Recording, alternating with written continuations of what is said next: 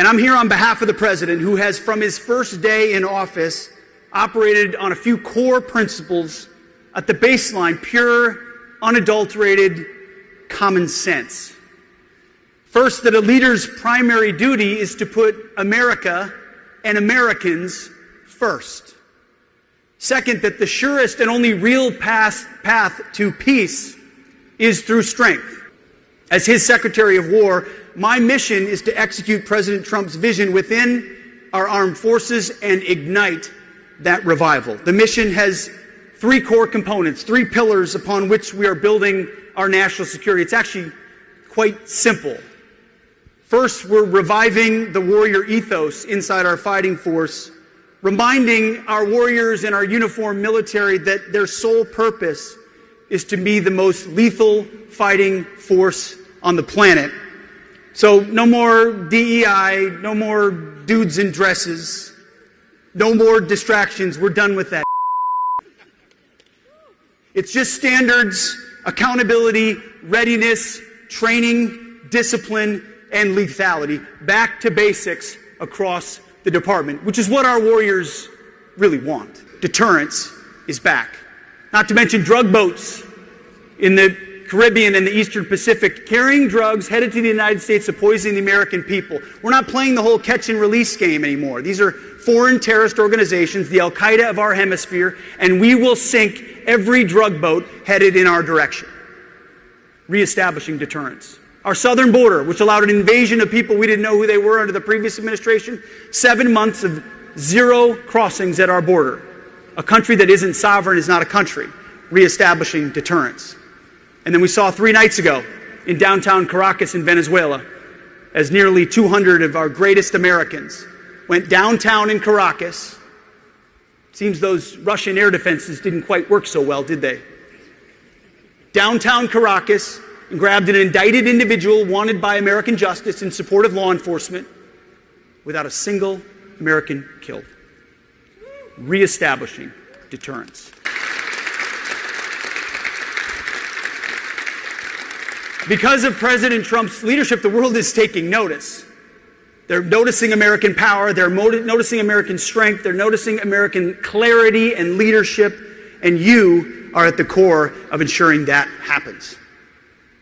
Everything we're doing is aimed at those goals. And that's why just before Christmas at Mar-a-Lago, I had the privilege of joining President Trump and the Secretary of the Navy for a historic announcement, the creation of the Golden Fleet. The Golden Fleet is the Navy's investment to revitalize America's maritime industrial base and rapidly build and sustain the fleet and fundamentally change how we do business and maintain military supremacy. This new battle fleet, anchored by a new generation of Trump-class battleships, is a declaration to the world that our command of the seas is and will remain non-negotiable. Allow me for a moment to speak plainly about the threats to that freedom. We find ourselves in a world of growing threats, a world the comfortable elites in Washington refuse to acknowledge for far too long. For decades, a bipartisan consensus sold this country a dangerous fantasy. They told us that history was over, that the rise of peer competitors was a relic of the past, and that we could afford to trade out our industrial might the way it is in a global economy. Foolishness, recklessness. Not anymore. Not under President Trump. While we were policing the world, nation building in deserts, and debating pronouns at the Pentagon, our primary competitors, like the Chinese Communist Party, did something very different. They studied us, they learned from our triumphs and our mistakes, and then they started to build as well. And they've undertaken some of the most rapid, ambitious, and breathtaking naval buildup since World War II. While we decommissioned ships, they launched many of them. While some of our shipyards did not meet the demands of our country, they expanded at a rapid pace, but not anymore. While we seek good relations with China and the rest of the world, we are also ready.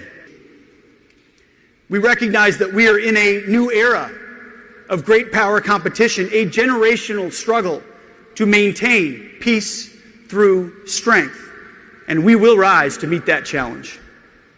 That is why we proudly call ourselves the Department of War, not the Department of Defense. Not because we seek war, but because we truly understand that in order to ensure peace, you need to be prepared to deter war and, if necessary, decisively win it. Our purpose is not to be reactive, but to be dominant, so that no enemy, any enemy, will ever attempt to challenge the United States of America. Now, this revival is not a matter of speeches or policy papers or think tanks and white papers in Washington, D.C. This is a matter of action.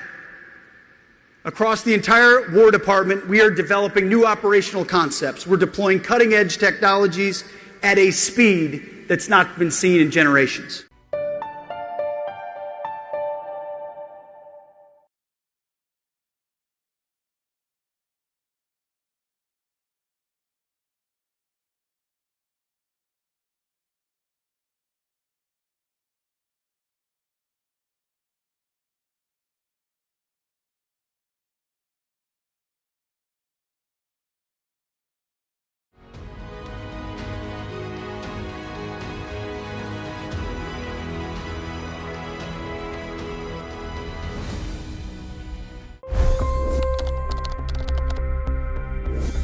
$25 crore गरीब गरीबी को परास्त करके बाहर निकले।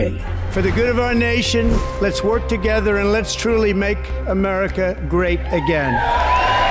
The fastest news breaks. Requested PM saying that look, you will have to speak to Putin and to Zelensky.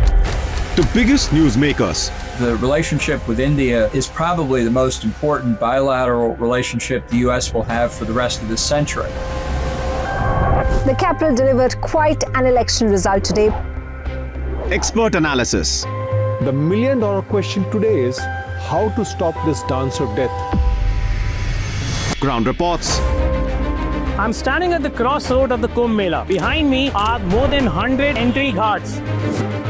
Long-form interviews. Exclusionary politics is reflected in Manipur case as well. You don't bother because this is a small state. Deep dive into burning issues. It's often said DRC could be the richest country in the whole world. It's because of what sits underneath. Why exactly did the US topple the Sheikh Hasina government? HT videos. We don't just break news, we break it down.